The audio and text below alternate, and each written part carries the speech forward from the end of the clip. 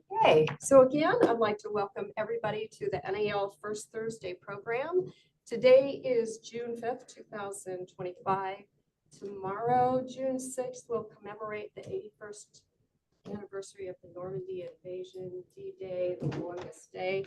I hope you, like myself, will take a few moments tomorrow to pause and remember those who gave their lives so that we can have the freedoms that we have. So that's my public service announcement for today.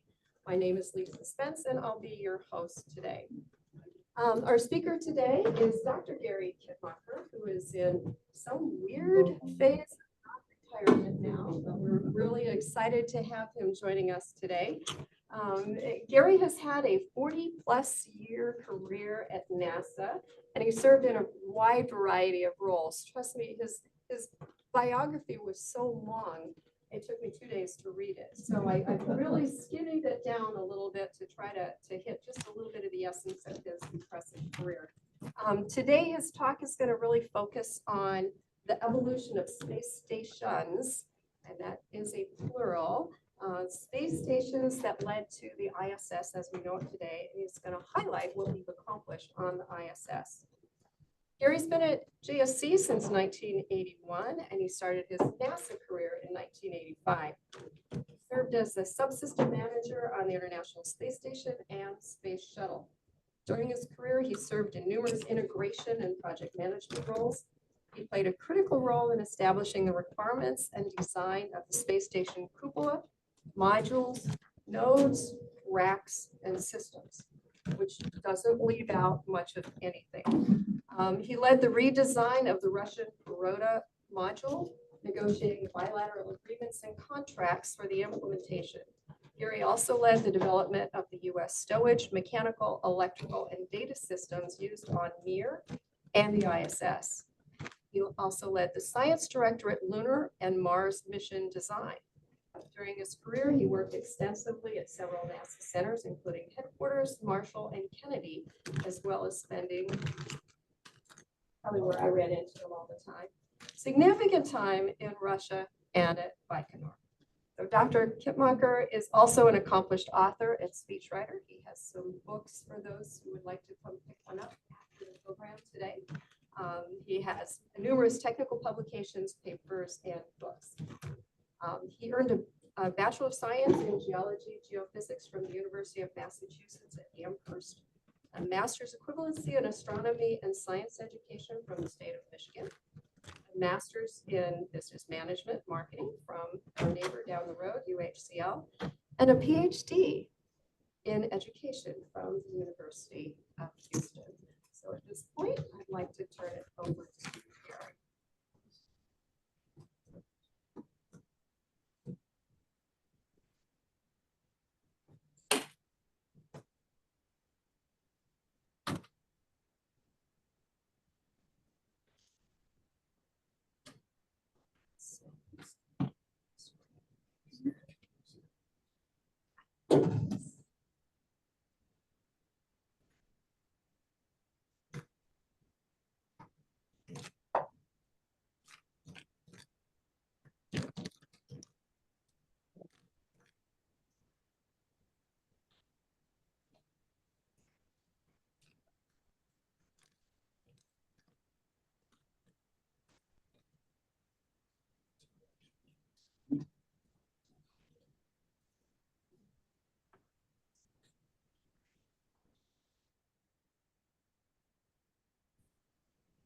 Okay, thanks, Lisa. Good to see such a large turnout here. A lot of folks I haven't seen in several years. People from numerous phases of my career in space station, and shuttle, and other aspects of my career over the last 45 years. As Lisa mentioned, I'm in the process of trying to retire, but Trump didn't let me. He said I had to stay a civil servant through September, even though I don't have to do any work. So that's kind of where I am now. The talk I'm doing today, Lisa asked me to tell you how did we get to the space station we have today and the lessons about the space station. And so this is actually a combination of 3 talks I've been giving over the last several years. And I wrote a paper for the last IAC in the US, the International Astronautics Convention.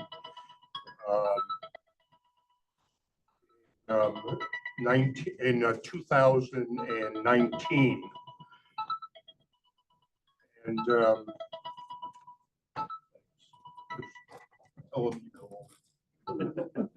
Trump right now. Trump calling you. Calling you back. And I wrote that paper with my Russian counterpart back during Mir. And so you'll see some of those charts if I can get through them all today. So we'll talk a little bit about how we got to the space stations we have and how those space stations wound up being the International Space Station today, and a little bit about how that affects future programs as well. Now, the idea of a space station and traveling and living in space goes back to the Renaissance. You had Nicholas Copernicus, and then you had Galileo Galilei, and Johannes Kepler, who was one of the observational astronomers as well as theoretical, talked about spaceships, although he thought people might think him crazy, and so he didn't allow their book to be published until he was on his deathbed.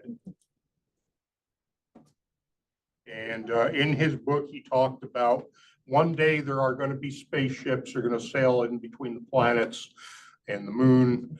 And there are going to be people who are going to step forward to be able to sail those spaceships. So that was in 1610 that was published. People have been dreaming about going into space ever since. And you can see in this chart that I put together some of the different important people who had a hand in developing these spaceships. And I'm going to talk a little bit more about some of them. Now, in 1952, so about 5 years before Sputnik, there was a big conference in New York City. And this is where von Braun and a number of other people from around the world got together. And they started the idea of publicizing a space program. And this led very directly to, first of all, both the US and the Russians announcing they were going to send satellites into orbit. Perhaps they would send people into orbit. And they published a lot of very nice pictures. You can see a couple of them here of a circular space station that would rotate in order to provide artificial gravity. All of these space stations, they did not foresee the idea of computers and kind of reconnaissance we have today. And so it was very manpower intensive. So these were 50 or 100 man space stations. And this is von Braun talking on a Disney program. You probably can barely hear him. This was an inflatable space station, and it would be 200 feet and would be optimum for about 50 people. Now, von Braun was not the person who came up with this idea of a circular space. That really goes back to the 1920s. And he took that idea and he came up with some new and unique ideas about it. And I think you can see my arrow. I don't know if you can see it online. But there were a number of ideas behind these space stations.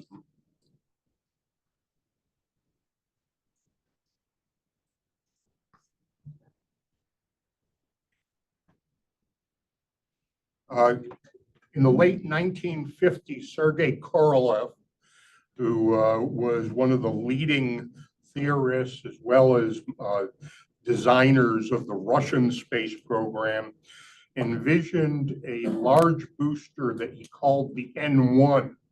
And a lot of us know the N1 today as the booster that was supposed to put Russians on the moon.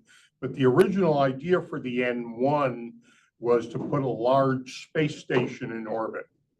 And so you see one idea for what this space station was supposed to look like. Unfortunately, the Russians were never successful with the N1, and so that large space station never happened. Now, beginning in the mid-1950s, a variety of people were looking at space stations that would be based on the interior of upper stages that would make it into orbit.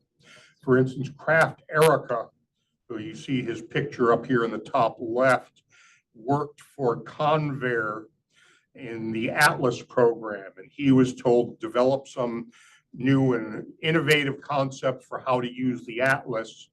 And he designed a space station, which he called a manned orbiting laboratory, that would be based on the interior of an Atlas missile. Around the same time, a little bit later than this, 1958, 1959, the US Army conceived of building a base on the moon. It was supposed to be able to send atomic bombs back to Earth, or hydrogen bombs. But in order to facilitate that, they were going to have what they called a space dock in orbit. And this was a modular space station made up of the top parts of a variety of rockets. In 1962, a guy here at JSC by the name of Owen Maynard, who was actually a Canadian, one of the Canadians who had come over after the Avro Aero project, got killed. And he was sitting in a meeting with a lot of other folks thinking about what would a space station be, what would it look like, what would it do. And a lot of people were giving various ideas, and he voiced his opinion. He said, "You're all wrong." And they said, "Okay, since you know so much, you go figure it out." So Owen Maynard wrote up a description of what a space station would be. He got a friend of his by the name of Will Taub to draw some pictures, and they actually patented this space station in this view. Apollo was in its early years at this point, but they were going to use Apollo spaceships to carry the astronauts back and forth. And so this was a modular space station. Also, along the late 60s, there were ideas for what was called a large diameter space station. We'll talk a little bit more about Skylab in a moment, but this large diameter space station could have been as large as 33 feet, which was the diameter of the first two stages. And the Air Force had a separate program, which they called Manned Orbiting Laboratory, that was based on the Titan rocket. And it was used a Gemini capsule in order to carry the astronauts up and back. They got as far as launching a first prototype of the Manned Orbiting Laboratory in 1966. A lot of the astronauts who we grew to know and love, Bob Crippen and Bob Overmeyer, and there are a whole bunch of them, came over from that program when that program was killed in 1969. So they were all mole astronauts. Now, around 1967, 68, the US began talking about a large space station that would be boosted by a Saturn V. This was part of the Apollo applications work that Bob Thompson had been working on. And in 1969, the program would become known as Skylab, which you can see over here. In 1969, of course, the Russians failed 2 times to launch their N1 rocket. And they decided in July of 69 or thereabouts that because they were unsuccessful at a moon landing and it didn't look like they were going to be successful, they certainly weren't going to beat the US to the moon. Instead, they should send a space station into orbit and do it before the US. And so they got 2 teams of designers together from both Khrushchev and from Energia, which are two big companies that over the years, sometimes they've been consolidated, sometimes they've been separated. And they said, what can you do in the next year or two? And in 18 months, they put together a space station that they decided to name Salute. It was based on two different space stations, a military space station based on their version of the manned orbiting laboratory, which was called Almaz, and a civilian space station called Salute. And the largest rocket they had available was the Proton rocket, which you can see here by comparison with a Saturn V. And so in 18 months, they lopped off some parts of the space station, combined it with some parts of the Soyuz spacecraft, and they built the first Salyut space station. In the meantime, of course, the US was working on Skylab. Skylab went into orbit in 1973 and carried on until 74. The Russians were successful in having the first crew on a space station from Soyuz 11. They stayed on board for a little bit less than a month, but at the end of their mission, as they were re-entering, their spacecraft had a valve inadvertently open. The atmosphere leaked out, and when the spacecraft landed, which it did automatically, the crew was found deceased inside, and they were not able to be revived. And so here was the Skylab launch a little bit later, 1973. And Skylab had its own problems when it went into orbit. The meteoroid shield that covered it was ripped off during the max Q phase, and it also ripped off part of a solar panel, and the other solar panel was stuck in place. And so then they had 3 Skylab crews that went up to rescue the space station, and Conrad, Kerwin, and Weiss were the first crew to go up there, and they managed to recover it. And then another 2 crews stayed on board. The last crew stayed up for nearly 3 months. And I got a chance to work with that crew because when we were designing the space station, they were our advisors. NASA had hired the company which employed Bill Pogue, who was very instrumental, and Jerry Carr, who actually owned the company, and to a lesser extent at Givens. And they provided a lot of input on what their space station needed to look like. You can see some of the acrobatics going on inside the space station here.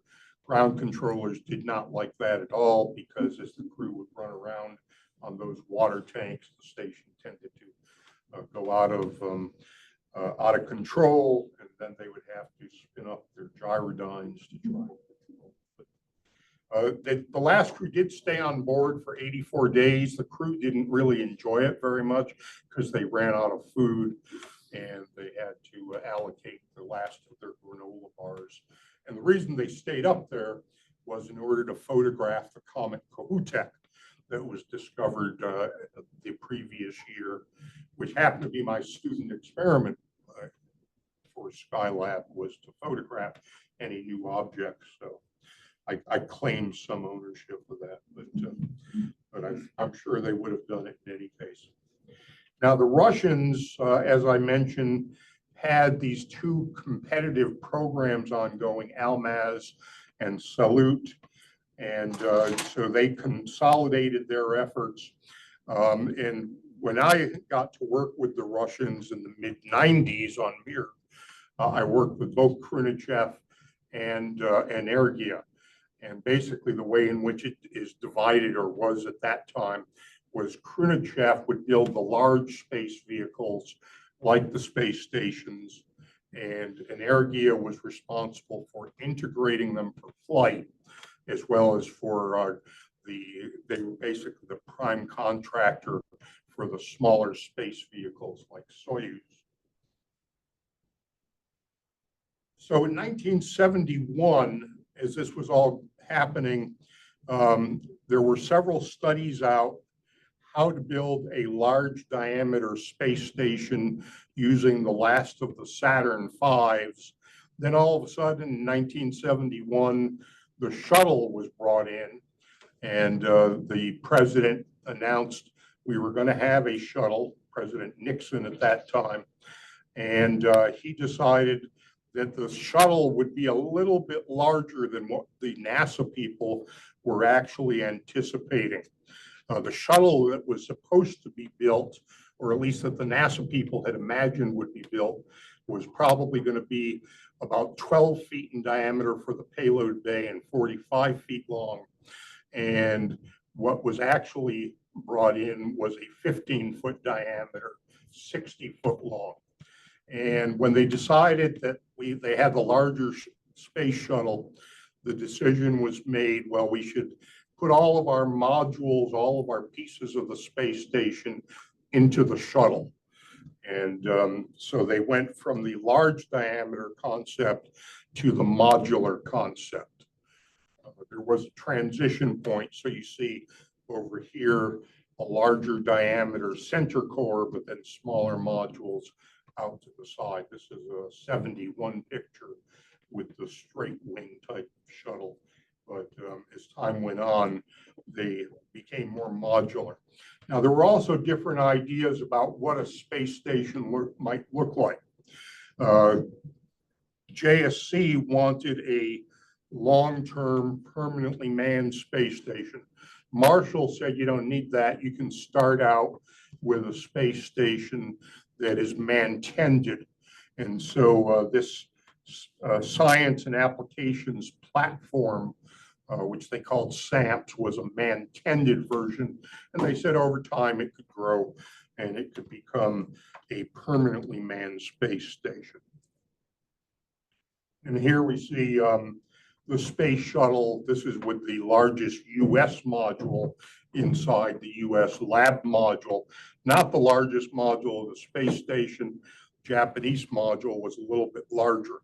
What was interesting was when the Marshall folks wrote their RFP for the space station, they stipulated that the contractor had to come in with a maximum length, maximum mass module for the shuttle.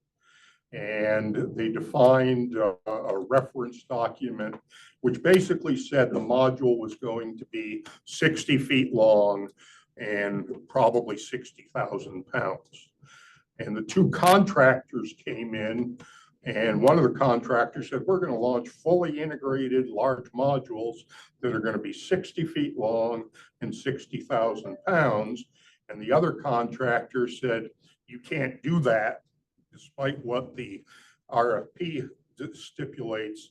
The shuttle can't carry that much into a 225-mile orbit. And so the modules are either going to have to be offloaded or they're going to have to be smaller. And it fell to me, I was on the source board at Marshall, and they said, you know all about integrating things on shuttle, so you figure out who's right. And so I wrote it up and I said, neither one is right because the RFP said one thing and you can't do what the RFP said.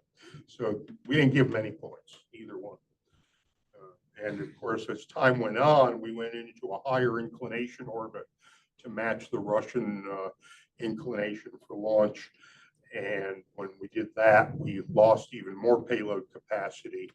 And so the modules had to shrink, except for the Japanese module, which basically they stuck to their guns, and their module was basically the same from the very beginning of the program. So these were the modules of the space station. And the sizes of them, and I like to show this especially for school kids because it gives you an idea of just how big they really are.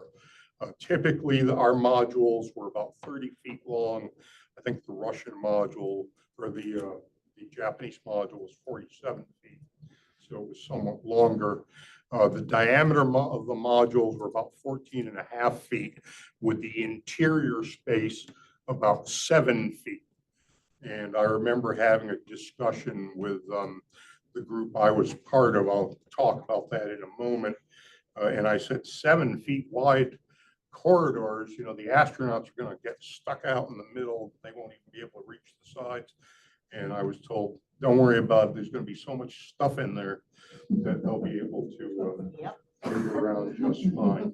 That's exactly how it happened. And now the Mir space station came along first. Mir was a later generation of the Salyuts. The Salyuts started with only a single Soyuz coming up at a time. The second generation had docking capability at both ends, and when they went to docking capability at both ends, they could have a Soyuz, and they could have an unmanned Soyuz, a Progress, come in on the other side. And in the later stages of Salyut 6 and Salyut 7, they also brought up some large space station modules that were based more on the military Almaz. And then for Mir had a large ball, a spherical module on the front that had place for several additional modules to dock with. And so the final stage of Mir, you can see here, had the long portion, which included what they called their base block, the core module, Quant 1, and then around the sides were various other science and experiment modules, two of which the US had a lot to do with, the Spectre and the Perota.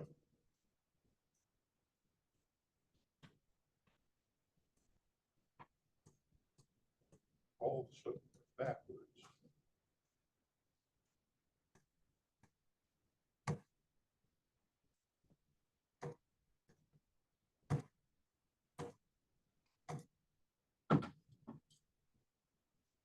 So you can see the Soyuz coming in one side. It could also come in the opposite end, and then the other modules. Now, one thing that this shows is the modules come in very nicely and slowly and gently, and that was not at all true. When I watched their docking operations from the soup in Russia, they line up and they get everything set. They go in and they actually punch in very hard for the final incorporation. Here's some video of the shuttle together with the Mir on the STS-71 and some other imagery from the shuttle on that flight.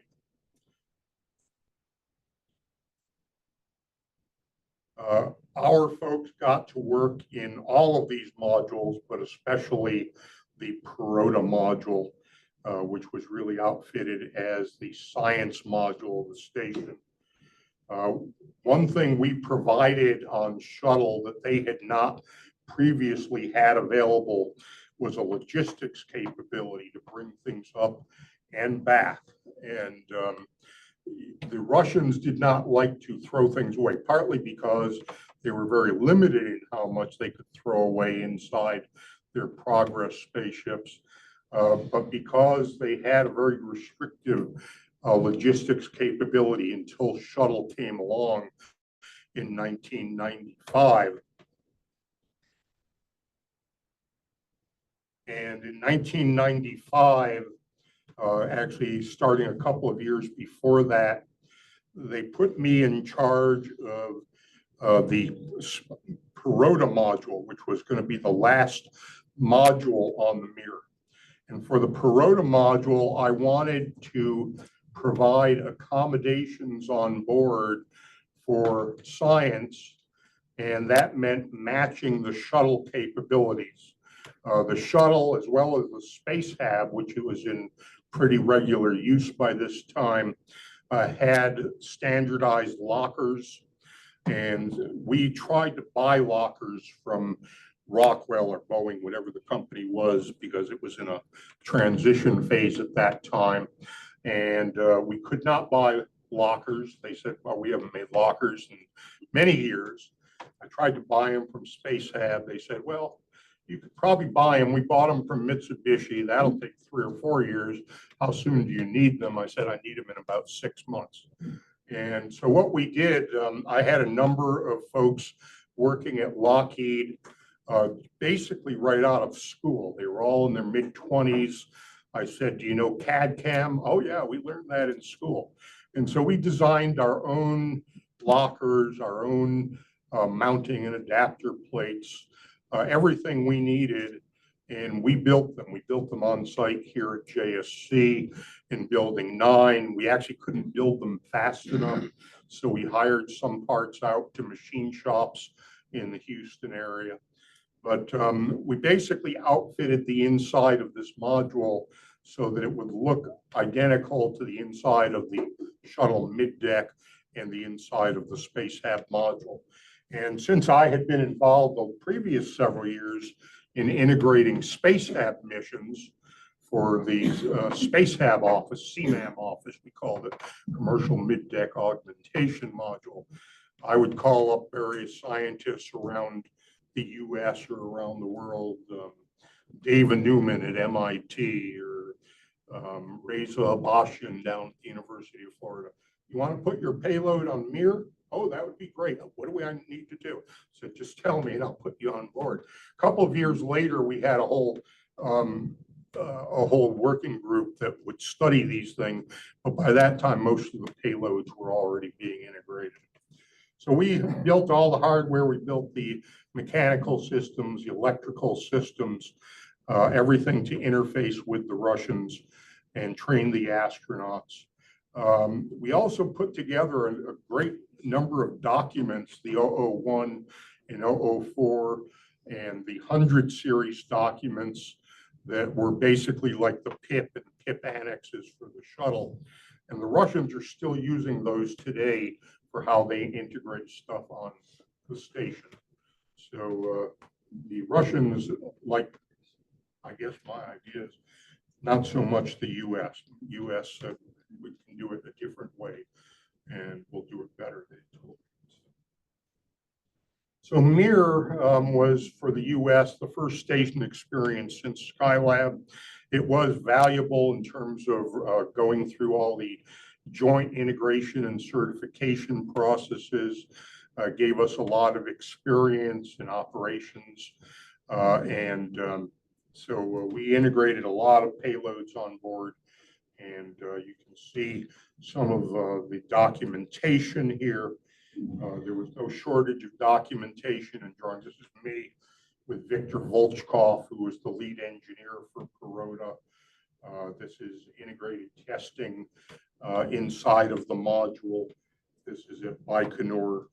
One thing the Russians liked was I would take them everywhere at KSC and Marshall. This is us on the launch pad before the night before STS-71 launch. And so when I went over there, they reciprocated and they showed me anything I wanted to see. One thing that we learned that was different between the US and the Russians was in the US, every time you have a new program, a new spaceship, we have a new contractor, we have new ideas of what the documentation needed to look like. And so here you see over the course of the US space program, all the different companies that were involved. And I was talking before we started today with some of the folks here. The Russians don't operate that way at all. The same people I was working with in 1995 were the same ones who had built the Sputniks, built the Vostok, and their companies never changed. So we learned quite a bit from that. During NASA Mir, we had a lot of issues. We had a collision with one of the Progress spaceships. We had fires, we had contamination. There were a lot of discussion, maybe we ought to cancel the whole program. And we were worried that ISS might have the same kind of negative connotations to it, but ISS has not turned out to be like that. ISS has really been pretty positive. A lot of redundancy, a lot of modules. Now, when we were designing the space station, this is actually pre my activity with Mir. This was in the 1986 through 1990 time phase. And I was in a group called Man Systems that was part of the Space and Life Sciences Directorate. And we were given the responsibility for designing the inside of the space station. And basically, we were given that responsibility by folks like Chris Kraft and Max Faget. And it was specifically put in Space and Life Sciences, they said, because if you had it in engineering, it would never get the proper attention. And so in Man Systems, we had a group. This is what it looked like for our overall space station activity. And this red box on the right is myself. I was in this core group that was defining the architecture and the concepts. And I was defining the requirements and the resources and the interfaces. I was doing a lot of the international integration. You see me over here with some Japanese engineers. I was doing a lot of the system-to-system integration. We had other specialists in viewing and lighting and human-computer interface through healthcare. And you can see some of the names of the folks who were associated with all this. Some of the folks were shaking their head. Yeah, I remember those people. To me, this was a great activity. John Aaron was the either program or project manager in this time period. Clark Covington came in a little bit later. And John Aaron and I got along famously because I guess we thought about this stuff very systematically. And ultimately, they named Man Systems as kind of the pinnacle of the systems where we would define, for instance, the number of crew and the kinds of activities. And then the other systems would come in and say, well, in order to do these things, you need this kind of hardware that's going to use this much power and this much cooling and so on. So to me, it was great that we had such an influence. We started out in '85. We were talking about a configuration of the station called the Power Tower. And we had what we called common modules. All the modules were going to look alike. And they had a living and working area. And then they had a series of hatches and berthing areas towards one end. And as time went on, as I'll show you, we moved away from that. This was an early configuration of the modules, which we called the bologna slice, because same way you take a stick of bologna or sausage and slice it up, that's how the stages were. But nobody liked it because there were such small compartments.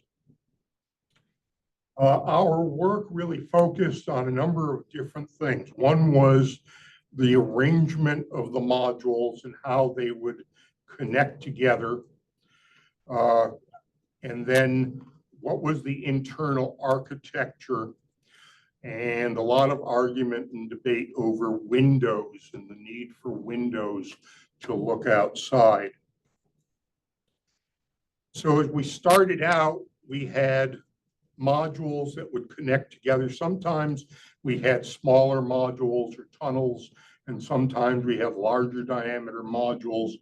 But as we thought about it, we actually went to a local McDonald's just down NASA 1, and they were giving out a kid's toy, which they called Pop-Ums. And these Pop-Ums had these little plastic pieces that would connect larger plastic pieces. And that got Jay Corey and Malcolm Johnson and myself talking about, well, you know, we should do the same thing with the modules.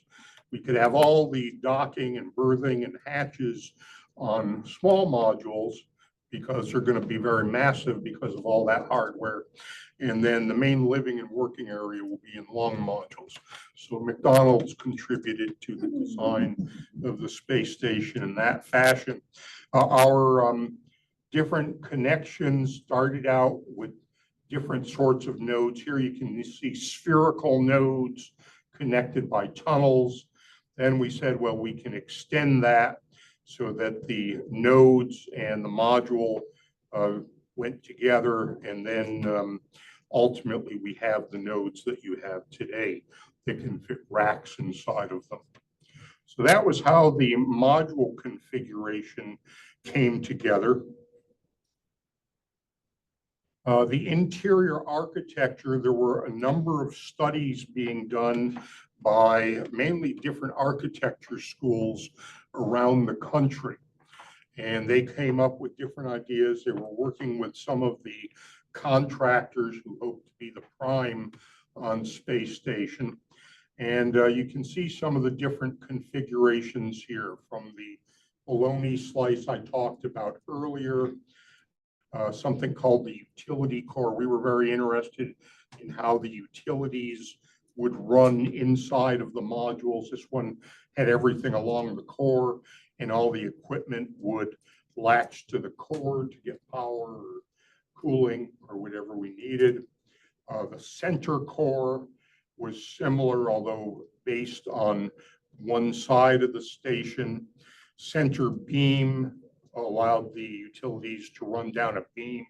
All of these equipment, you can call them racks, would be attached to them.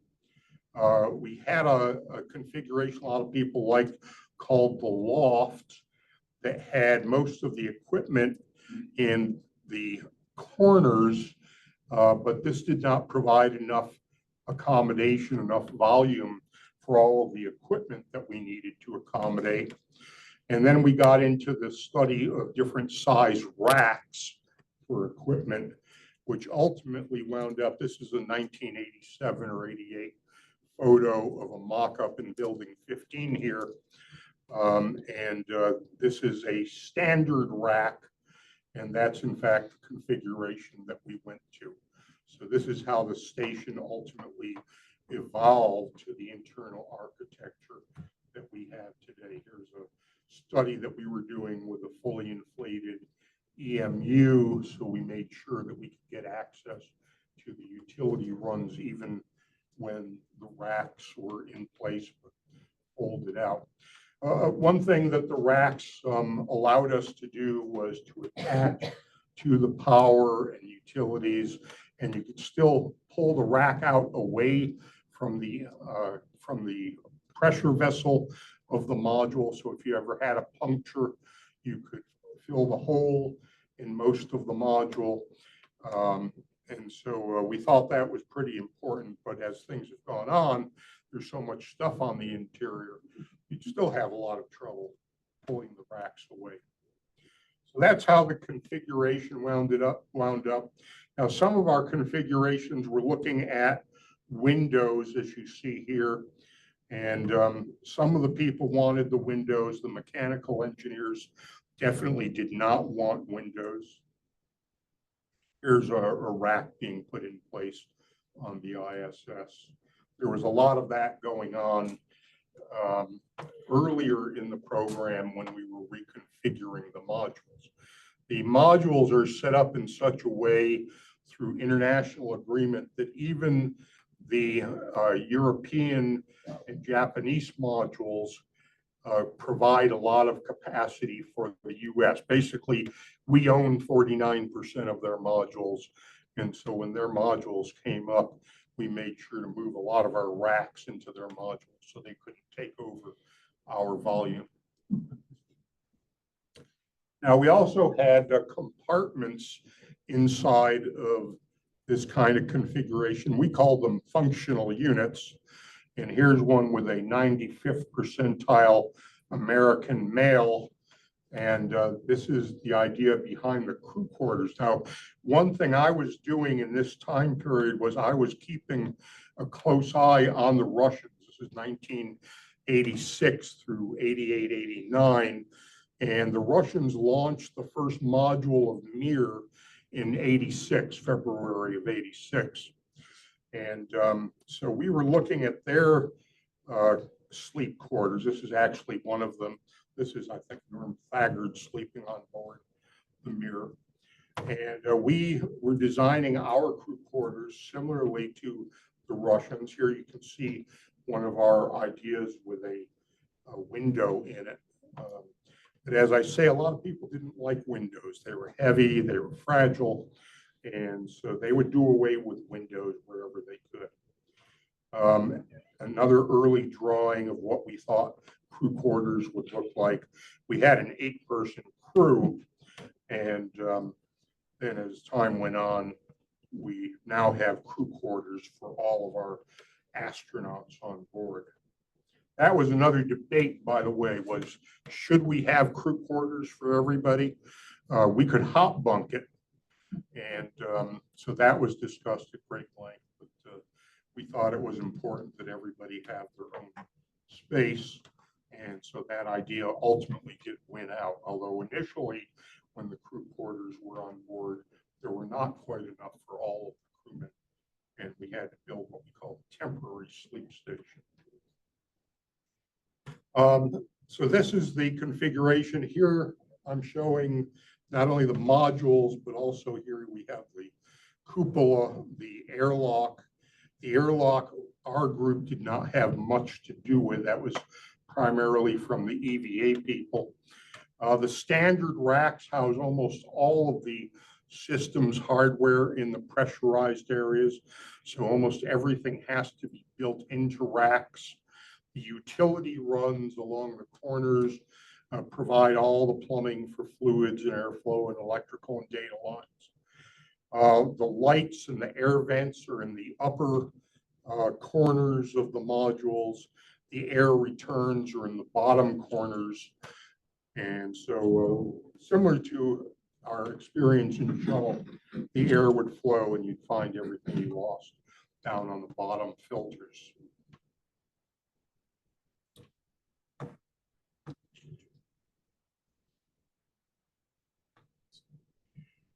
Thermal control.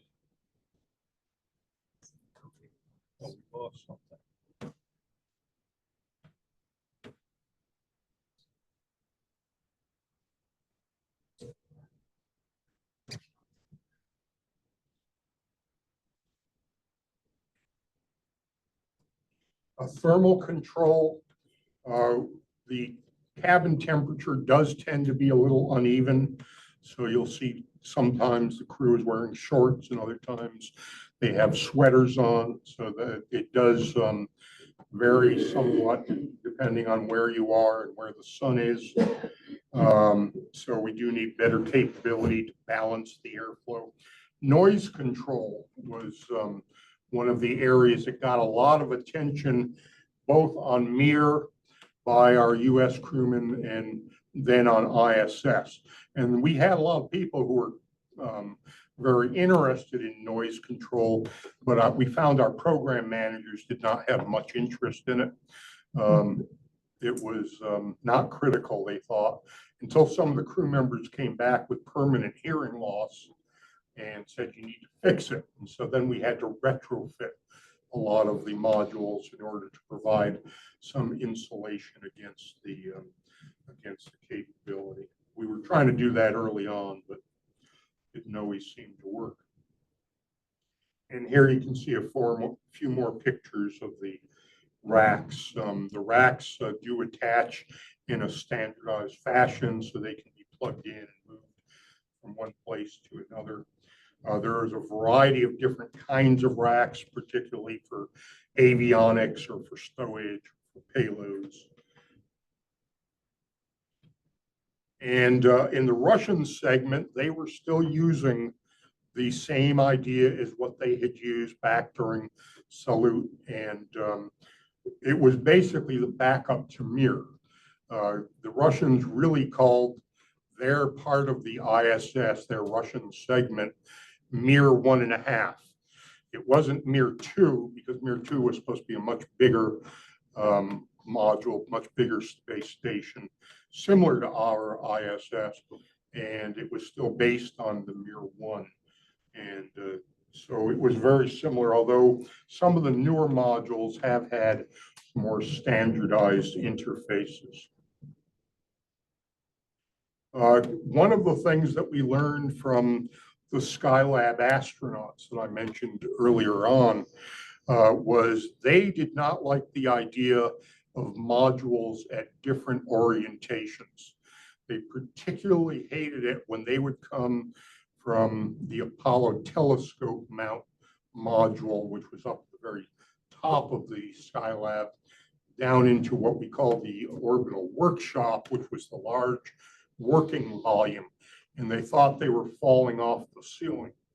And so one of the things they insisted on right from the beginning was we want all of the floors in one orientation. And by the way, we want the floors oriented towards the Earth, which we thought was a little peculiar. You want the floors to be facing the Earth. That was a problem for our architects because we wanted to put windows like in the walls, like in an airplane, and now we would have to have windows in the floor. But nevertheless, we did accommodate that for the most part. And we did learn that the Russians basically had the same idea. They have their service module, which was the core module of Mir. And they have a lot of windows. You can see down here inside of this base block. This is on ISS. Mir was the same. But they have like 13 windows all in the floor. And some of them are science windows, so very high resolution. Floors are for the most part in the same orientation. So the Skylab folks were quite instrumental from that standpoint. Here you can see the interior of, this is the US lab module, and you can see grabbing onto something is not a problem. Lots of stuff all over the place. One of the things that I did do on Mir, actually I was doing it for the Perota module. No one had thought about how can we get stuff from the shuttle to the Mir and back. Now I had been a stowage subsystem manager on shuttle, and I knew that we only had a very few number of bags in inventory. We had what we call jettison stowage bags, and the crew would call them return to Houston bags, and they would mark in Sharpies all over them, and we would tell them, don't do that, that's hard to clean, but they didn't ever listen to us. But those were the only bags in the inventory. Those bags were some of the oldest hardware flying. They had been flying since Gemini. They were used on Apollo, and there were only a few left. And so when I had the opportunity to actually build hardware, I manufactured here in Building 9 what we call cargo transfer bags. They started out as Perota transfer bags, and we were building them. When they figured out for STS 71, 71 was about 2 weeks away, they said, we have no way to carry this stuff over. And I said, well, I have these transfer bags that are coming. So they took my prototype transfer bags and they flew within a matter of weeks. And now they're very ubiquitous. I mean, they are all over the station and they go up in every logistics vehicle. And they became quite a problem on station for a long time because they would block the airflow vents and they would block access, like the crew liked to put them in the docking adapters for the shuttle, and every time the shuttle would come up, they would have to move these bags out of the way so they could get through. But nevertheless, you see hundreds of these bags now all over the place. Early on, we were thinking about what we called passive RFID tags that would keep track of different things on board station. People were not ready to go commercial with those just at that time in the 80s. And so we said NASA doesn't have the money to drive that. And we waited until they became available. And that is how inventory is tracked today. So we can do that with passive tags now, whereas early on we were having to barcode a lot of the stuff and keep track of it manually.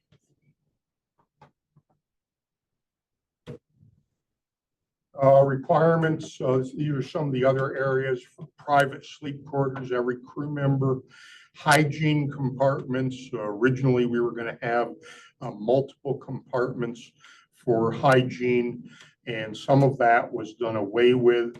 Showers, we studied and decided that based on the Skylab and the Salute experience, we did not need showers. The crew would just towel themselves off. Clothing, early on, the US was allocating a lot of volume for clothing, and the Russians were not. And then, of course, the Columbia accident happened, which restricted logistics tremendously. And we had to go to a system where the crew would bring up a much reduced volume of crew clothing.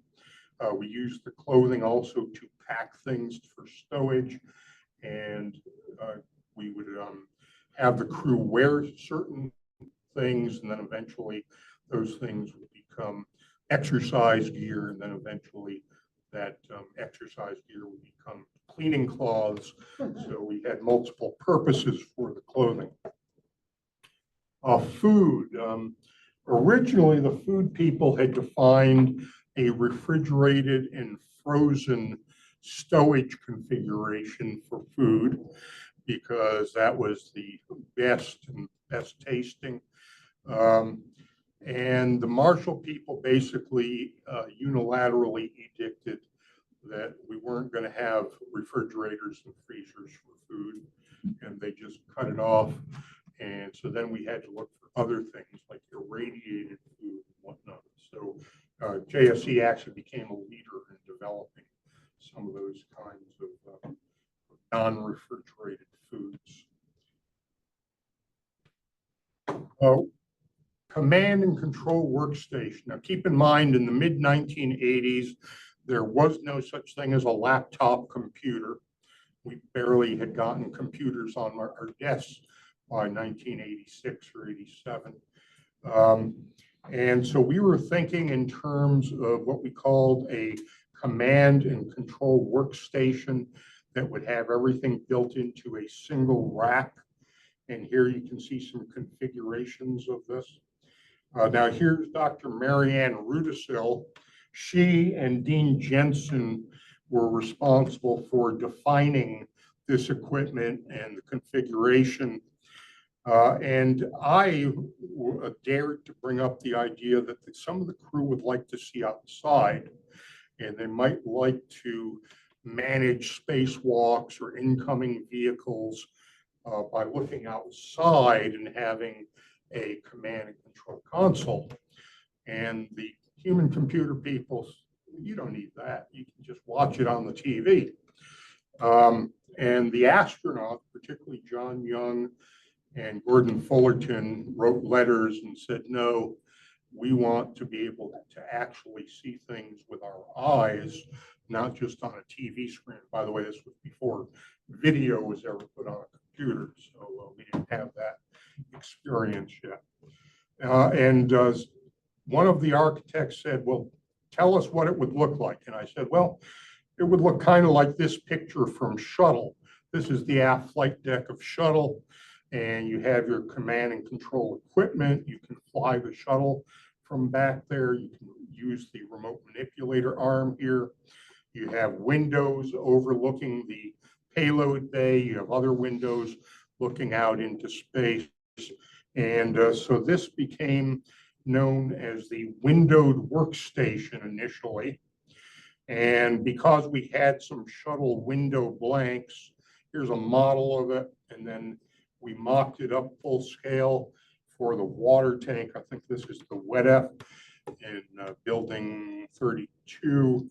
But we had a variety of configurations. We looked at spherical nodes. We looked at octagonal nodes.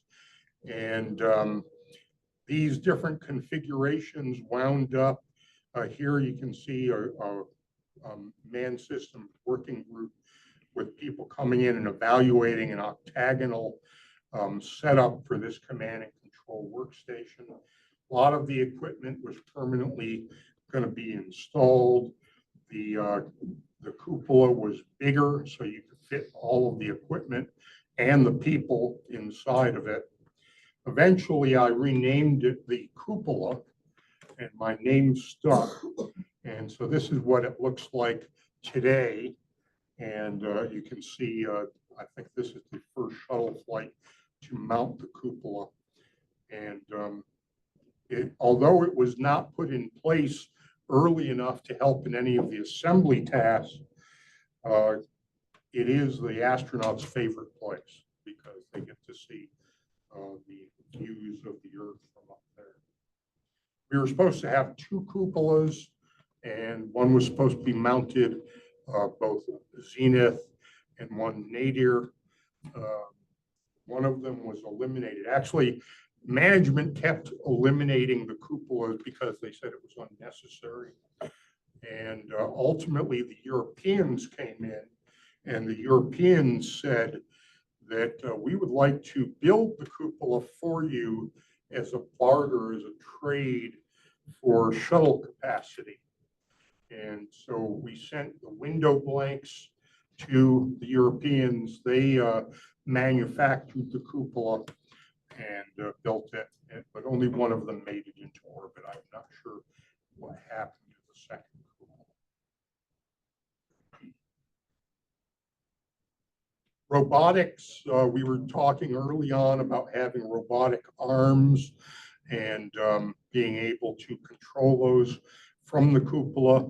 We would use the robotic arm to take care of things like the spacewalking astronauts or spacecraft, logistics spacecraft that would come in to dock. There are a variety of competing arms.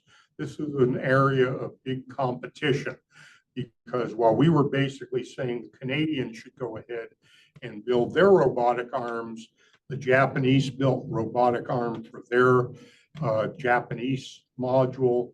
And more recently, the Russians and the Europeans built a robotic arm for one of their recent module additions. So there's actually quite a number of robotic arms on the station that are used in a variety of ways. Now, early on, we had the astronauts mainly operating the arm in the spacecraft. But as time went on, we said, you know, because these are all computer-controlled operations, there's no reason why these things can't be planned out and performed on the ground. And so for a long time, the Canadians would all come here and they would operate the arm from here at JSC. But then they said, well, there's no reason why we can't do it from our own place up in Toronto. I believe it's outside Toronto. And so these days, a lot of the robotic operations are planned out and done remotely. It does not have to be done here. Data management, ISS is almost totally controlled by computers, laptop computers. There is no main centralized computer location, so it's a very distributed network. The computers allow virtually anything to be operated, and they can be operated by the ground, so the astronauts don't have to maintain control. The astronauts always like to have the capability to perform the control operations, and so we do have to train them, and we need to make the menu system accommodate easily finding operation of any particular equipment, but most of the activity is actually planned and coordinated on the ground. So the astronauts don't have to do that. It's big time savings. And communication. One of the things that we found on Mir, the Russians had very little communications. That was a real problem. These days we have almost 24/7 communications, including phones. So the astronauts can phone home pretty much anytime they want. So that the communications problem has been really relieved on space station.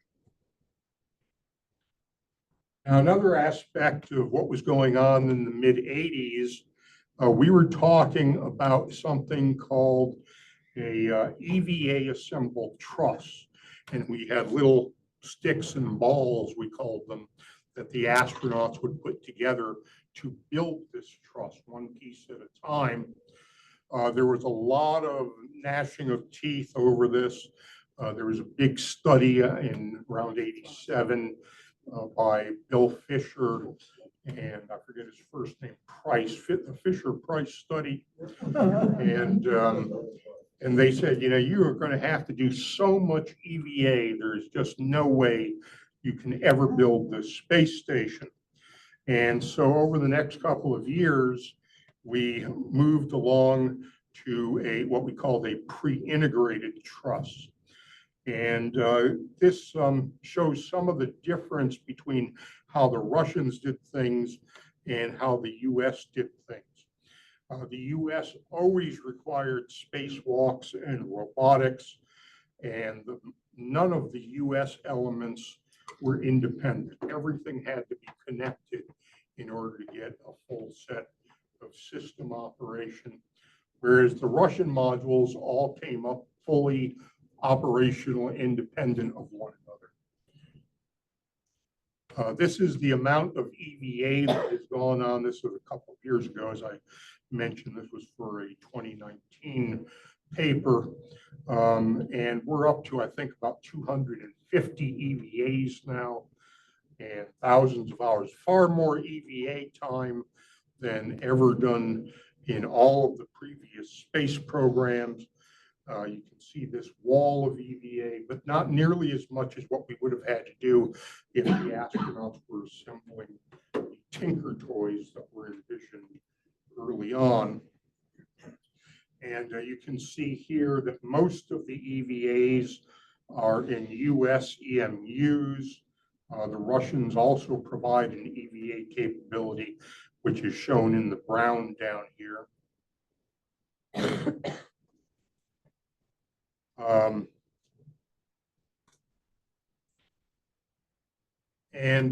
So the EVA has been very important. Now, one of the big problems that we have had on the US side was all of our EMUs were designed and built, number one, based on Apollo, and number two, back in the mid-70s. And we've never built any new one. We lost several in each of the shuttle accidents, Challenger and Columbia. And the EMUs were never designed to be brought into orbit and maintained there. They were always supposed to come back to Earth, go into a clean room, probably at Hamilton Standard, and refurbish there. And now we're trying to maintain them in orbit. And there's been some contamination. And when you get contamination, you get a problem with lack of filtration. That means you can wind up getting some water inside. So we've had astronauts nearly drown from water leaks inside the spacesuits. So this has been a problem that we have faced during the EVAs, especially in recent years. This is the pre-integrated truss and an animation that shows how the various pre-integrated assemblies have come together in order to build the station. Environmental control and life support system. We started out with an ECLIS system that was supposed to be a recycling ECLIS system. And we wanted to recycle as much of the air and water on board as possible, provide very little new material on board. And we developed that. The Russians have a little bit different kind of capability. Now, most of our ECLIS system is built into these racks. If I could go back.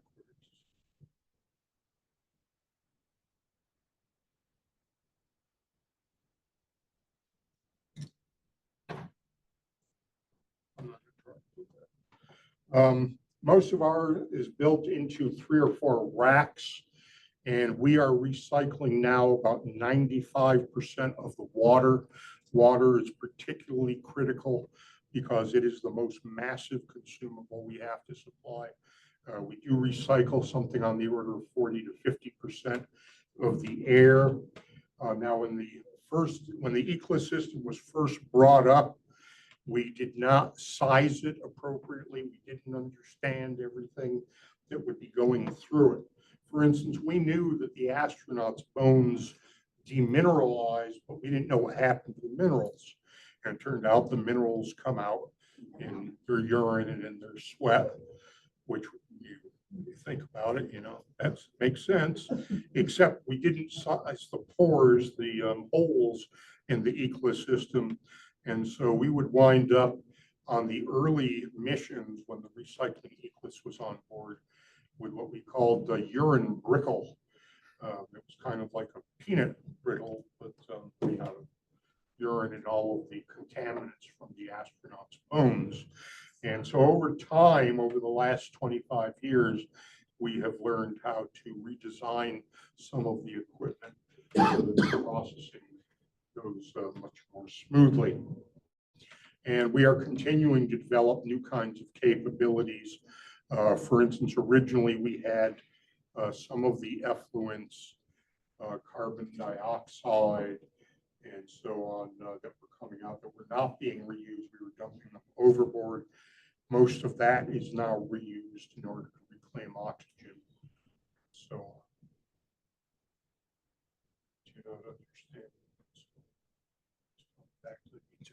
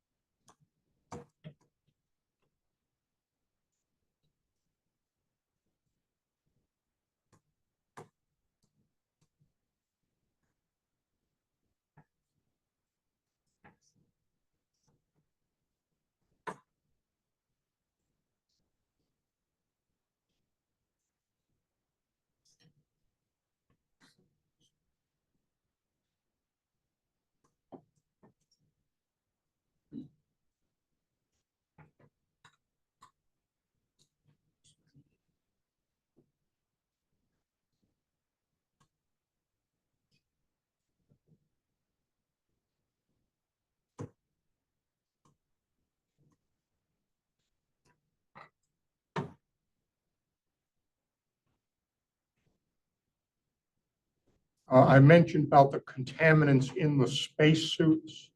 We did not fully understand that in the space station, because it is a closed environment, even though there are relatively small amounts of contaminants, over time they build up and they can really pose a hazard.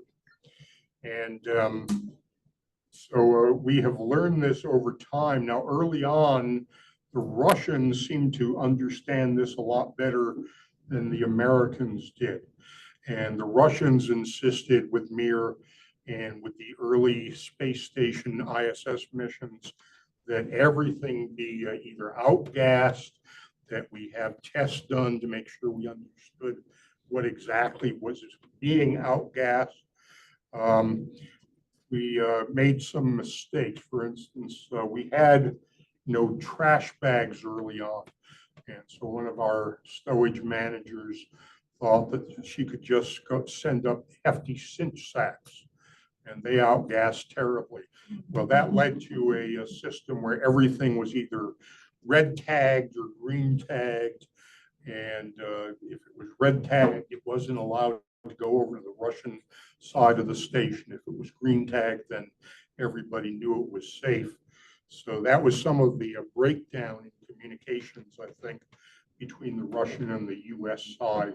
But we do know now that because it is an integrated and an isolated system, that we have to watch very carefully any of the kinds of things that are on board. We have to test regularly. Some of the test equipment that was supposed to be early on was not provided, mainly due to budget reasons. And so that means the crew has to do a lot of the testing by hand, and that causes a lot of crew time impact. Crew selection and crew.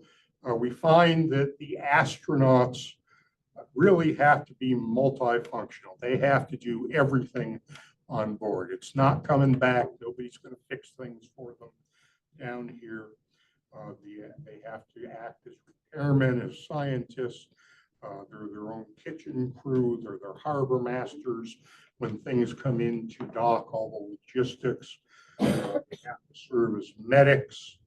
And so the astronauts who have a diverse, hands-on, fix-it kind of a background, they are the ones who do the best on board. The folks who can basically be asked, go take a look at this and figure out how to fix these things. We also learned early on that a lot of the equipment is far more critical than we had envisioned from the beginning. And for instance, the exercise equipment I like to talk about because I was the exercise equipment subsystem manager for 2 years, I guess, early on when the first crew took up residence. And almost as soon as the first crew went up there, the exercise equipment began to break down. Why did it begin to break down? Well, I asked my predecessor, subsystem manager, did you test this stuff at all? And he said, well, we couldn't test it. You know, it's in 0G. How can you test it in 0G? Well, in reality, when you use a treadmill, you're tying the astronaut down to 1/3 or half their Earth weight. So maybe you get a smaller, lighter weight human being to test it out. But the hardware was deemed non-critical. And all of a sudden, this stuff begins to break down in orbit. And the program manager or the chief engineer, well, how critical is it? Well, the doctors say, if you don't have the exercise equipment, that within 30 days, we have to start looking at bringing the crew home. So it's pretty critical. And this was not something that was understood or accepted early on in the program. So the crew has to serve as all the repairmen. In the case of that treadmill, which they had built what they call the slats. This was the running surface of the treadmill, and they were a polycarbonate kind of a plastic. And as soon as the astronauts started running on it, the whole thing began to collapse. So we had to very hurriedly redesign the slats to be made out of aluminum and send them all up. And now all of a sudden the astronauts are having to take the treadmill apart and put all these new pieces. And it was never designed to do that in orbit. It was never designed to be opened up at all. We figured it would be up there and it would be perfectly fine. But little did we know. Psychological health, we find a lot of different kinds of crew members, very diverse crews. They are all dependent on complementary abilities between one another.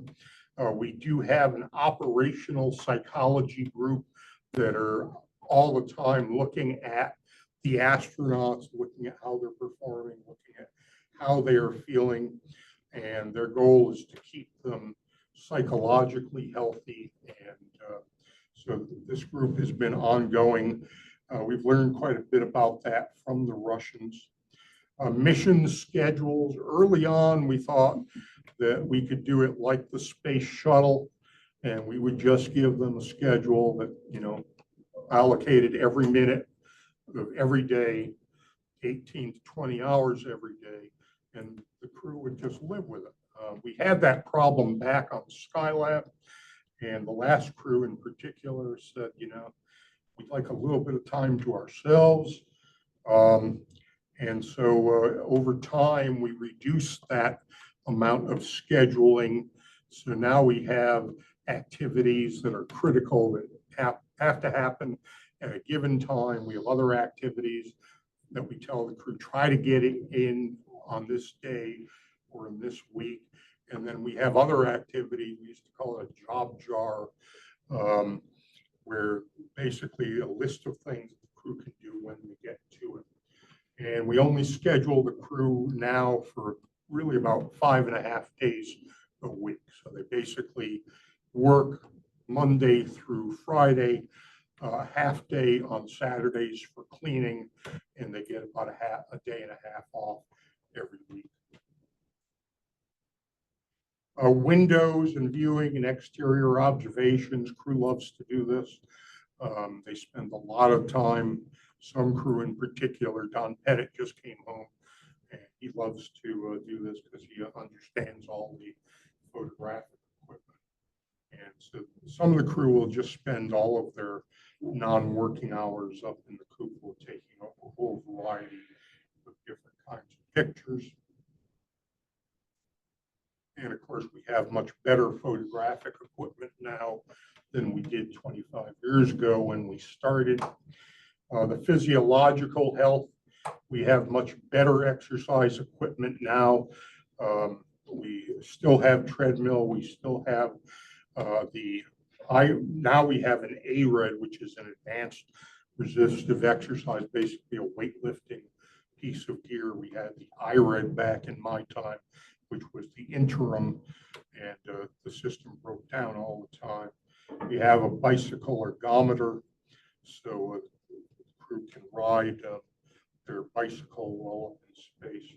So they do spend about 2 to 3 hours every day using this equipment. We have a whole complement, basically like an emergency room suite of equipment on board, so the astronauts can use a lot of that equipment to see how well they are doing while they are up there.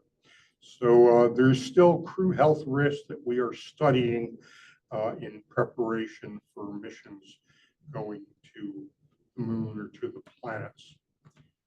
So in all, this is how the space station, this is how the modules in particular lay out.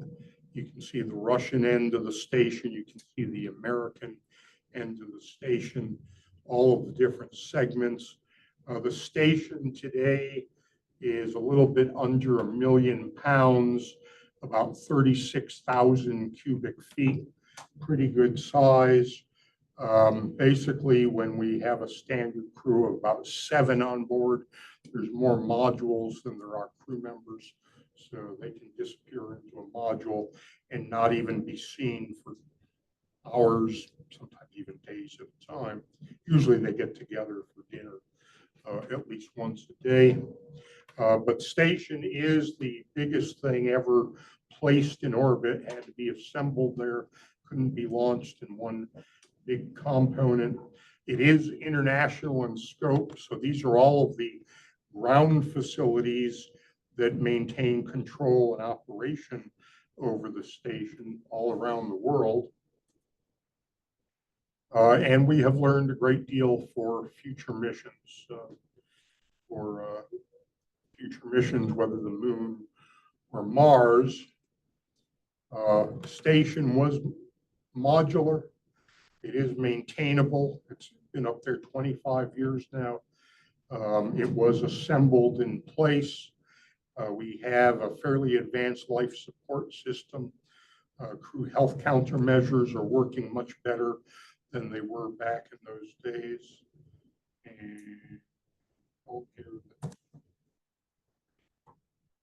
And I'm afraid you can't hear it, but this was reviewing the last 25 years of activity.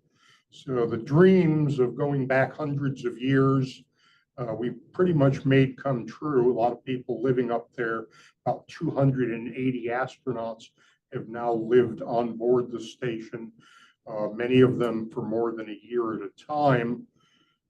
Typically, they're staying up there 6 months at a time. And now other people hopefully are using some of what we learned in designing future spaceships. This is the Starship that's supposed to be taking people to the moon in a couple of years and to Mars after that. I haven't heard from the SpaceX people. I did sit in on an Artemis workshop several months ago, and someone was talking and saying they were trying to define how the different systems and subsystems divide up for mainly for habitation, and what was related and what's part of habitation and what's part of other systems. And I said, well, you know, we did all of that for a space station, and they didn't have any of our documents, couldn't find them. And fortunately, I had them all, so I emailed them. but they seem to be starting out almost all over again. Back in 1989, when the first President Bush announced that we were going to the moon, this was the design I came up with for what a habitat, what a base on the moon would look like. This was an inflatable habitat. And from this drawing, some folks in engineering put together a plan for what they called the Transhab. And Transhab patents were bought by Mr. Bigelow, and now there's a Bigelow module on board the station. So, and I did this again by looking at the habitation aspects and what would be needed in a moon base. So whether it looks like this or whether it looks more like a starship built by Elon Musk, not sure, but it's going to have the same kinds of systems, same kinds of capabilities. So that's what I had to tell you today. And if you have any questions, I'll be happy to entertain them.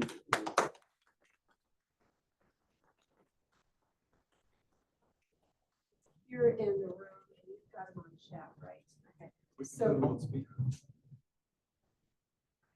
right, so questions in the room, right here. Can you talk about the centrifuge module? One of the high priority projects that the life scientists wanted to study on ISS was differential G, from 0G on up to higher levels of G. And so there was supposed to be a centrifuge module that would allow the centrifuge to provide different levels of G. That was actually in development by the Japanese. And then because of budget cuts around 1999 or thereabouts, it was canceled. And the module sits, I am told, I've never been there, but I am told that the module now sits outside the Tsukuba Japanese site. So it did not, it's one of the biggest problems, quite honestly, for future planetary missions. We don't know whether people really.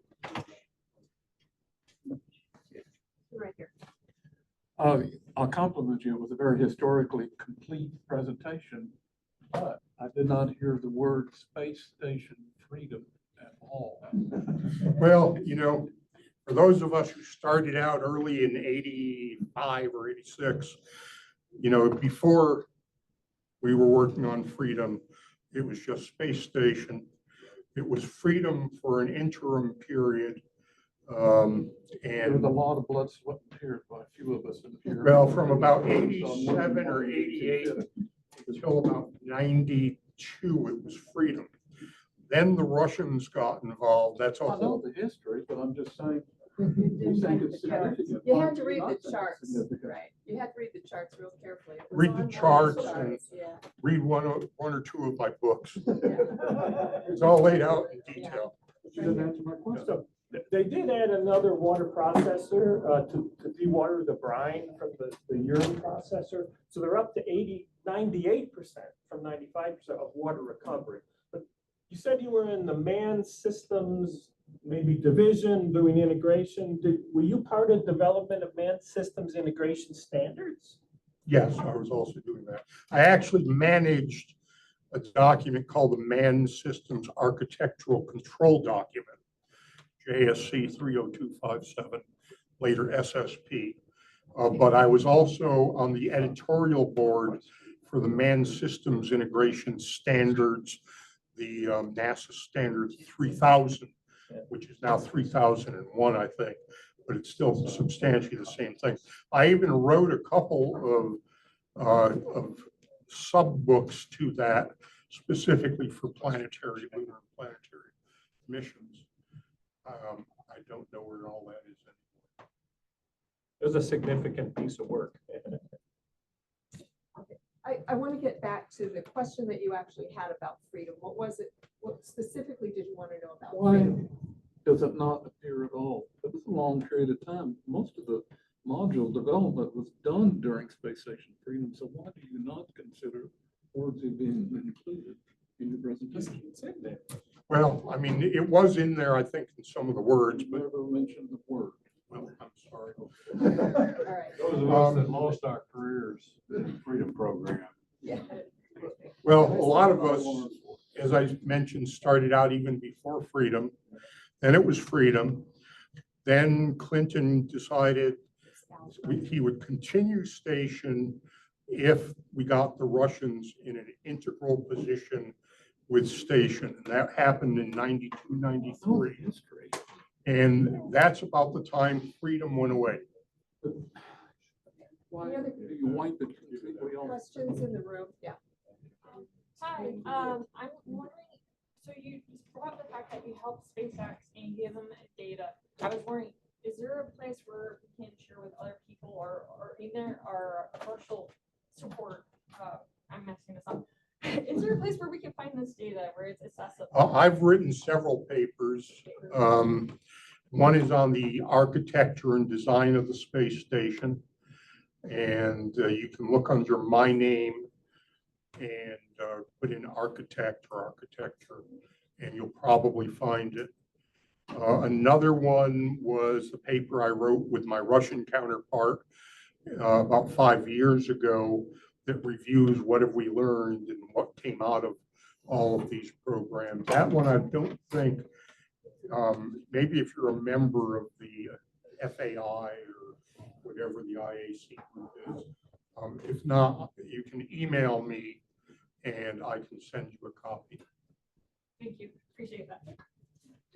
Is there a repository being established for all this information so that the people that will come, like SpaceX looks like they're gonna be carrying the ball forward?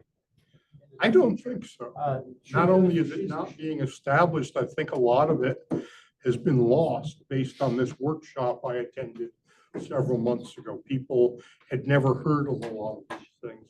Well, it seems to me like all of this information an effort should be made to capture it and give it to these younger people at SpaceX and Blue Origin look like they're gonna carry the ball forward. That they should have this so that they can learn from it. I agree with you. Rather than have it in some, shelf somewhere, Repeat the same mistake. Iron Mountain and it gets trashed somewhere down the road, I think one of the things that JSC has, they have the knowledge management, which is supposedly an archival type of situation where a lot of this information is housed. The challenge that people have is not knowing what's there, not being able to index access, or not caring enough to figure out what was done before. Well, that's what I'm afraid of. If you look at what DOGE is uncovering now in terms of government storage, I'm worried that, all this stuff looks like it's gonna be like what looks like the warehouse at the end of the Indiana Jones. Yes, movie. absolutely, absolutely. And that's gonna get trashed because somebody decides that they don't want a budget to keep this stuff there anymore. And it's gonna be carted out and burned. And it's trash. One of the things I found working with the Russians, the Russians had very little in the way of documentation. They had recorded very little in the way of process. It was all based on personal knowledge. And not only was it based on personal knowledge, they didn't like to give that knowledge out because in their manner of working, that was their why they were valuable to the program. And I kind of turned that around because they wanted every individual organization, experimenter to come in and prepare the same kinds of documents, descriptions, and so on for every individual group. And by the way, the Russians did not talk to one another. I mean, we thought we and they were bad, but you couldn't put the Russian Energia company together with Khrushchev, with the IBMP, the biological processes people, together with the military people who at that time ran SOUP and ran the Star City, ran GCTC. And all of a sudden we said, we're not going to do that. We're only going to fill this out one time, and we will fill it out in such a way that you get the right material for each one of these groups.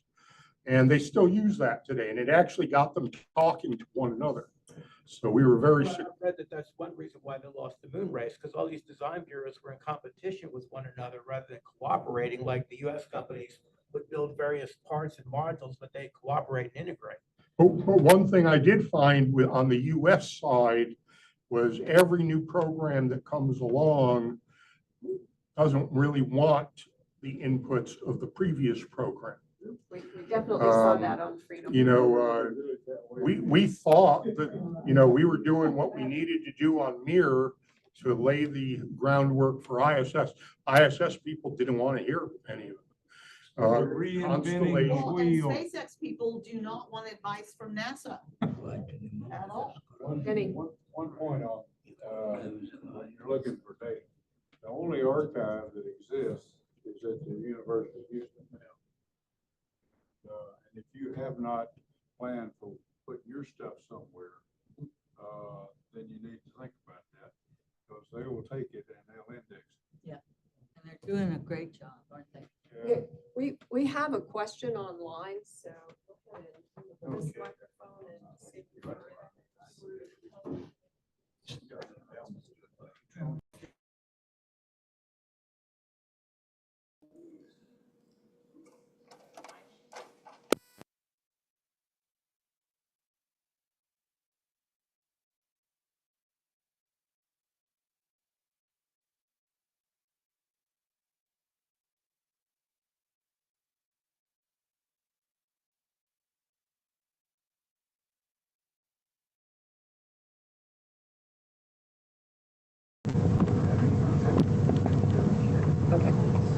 Can you read it or?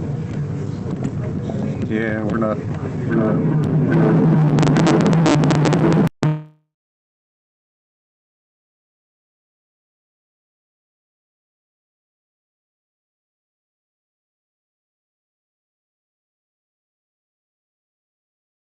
Which I did. We're gonna get Gary that started on in chat. So any other questions? Not only did space station, 60. Discussion in the room, any questions? Excellent presentation, thank you. Yes, very good.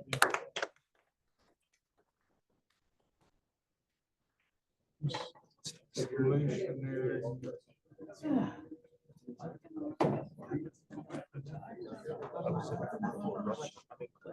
I went, I didn't know. A little. I feel like my 6-year-old, I'm ready for a snack. And you can argue. My boyfriend's a safety engineer. They did some really neat things. And also, they didn't like the politics. Hey, Gary? I put a question in the chat, please.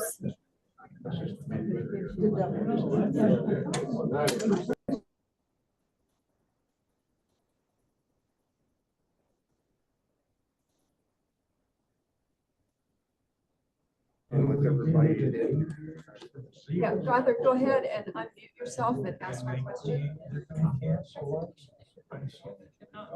Well, they should. Okay. 4 billion on launch is ridiculous. Well, yeah, And and they killed but the only source. I mean, that. The Russians, nobody. You're muted. Can you unmute? No. There is, I put a question in the chat. well, it was expensive. Well, it was expensive. Okay. It was only a big. But I mean, just the, But yeah, look at the things we did with but it it. wasn't very. The question is, could the ISS be reinforced to last another 10 years? Well, I know from our design standpoint, we had always said that the ISS was modular and maintainable.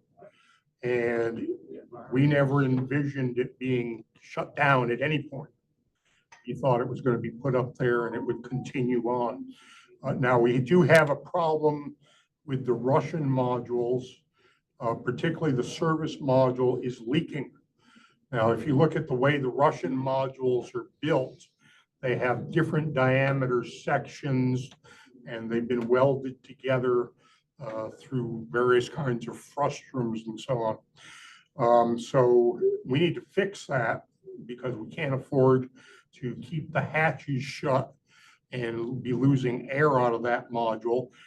Preferably, we'd like to replace that module, but that's one of the main living quarters on board. It does provide crew quarters, it provides one of the galleys, it provides the waste management compartment. A lot of the Russian Eclipse equipment is in that particular module. Now keep in mind, those modules were designed at the outset for a 5-year lifespan. And they have now been up there for going on 30 years, I think. So they've been up some of the longest modules on ISS.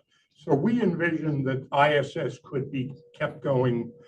All this recent talk of commercial stations, you know, if somebody is going to pay for it and they have a product to develop or research to conduct, that's great. But is that a reason to throw away what you've already spent hundreds of billions of dollars building and developing in 50 years worth of time? Probably not. So I would say it's a lot easier to replace one module than it is to replace an entire station with something new, but we don't know who's going to pay for it. Okay, we have one more question online, and Dave is going to read that question, and then we're going to have to terminate our meeting. So Jay Estes asks online, what is the main reason the gravity gradient stabilized design and power tower in favor and the station was all built with flat, which is the most dynamic? Well, there was a problem with the power tower. That was all the modules that were at one end of the lever arm. And so as the crew would move around, it was cause a lot of vibration, and that vibration would be magnified. So that was one of the problems. Of course, the power tower was supposed to be built out of sticks and balls. That was going to take a lot more time to assemble. So that was another problem with it. What really happened was the power tower went to something called the dual keel. And the dual keel basically had two towers with platforms at the top and the bottom for space-facing and Earth-facing experiments. And then in a budget cut, they lopped off the keels. And so you were left with just the one truss across the center. Okay, and as a quick follow-up, you had a question. Are all the books on the table for sale? No, I thought we would give those away if For the people who are online. For online folks. they are for sale. So yes, they are. Okay. And Or slides. some of them, like the ISS reference guide, are actually online in a PDF. And also the slides are there, PowerPoint. And then it's really good. You can publicize. Okay, all right. We're gonna have to shut down our meeting. Sorry, we've gone a little bit longer than than our invitation allows us today. So I want to again thank you very much, Gary. I really Thanks for having appreciate me. you. He's one of our newest members, soon to be full member of the NASA Alumni League. Once they let me retire. Right, it'll be sometime in September probably. So really very grateful for all of the time and effort that he put into the presentation today and fielding all the questions. One quick stage announcement, and this is really important. We will not have a first Thursday program in July. The first Thursday falls on July 3rd. So please handle your fireworks safely. Our next first Thursday program will be in August. I believe the date is August 7th. So if you show up here on July 3rd, enjoy your time alone. Thank you.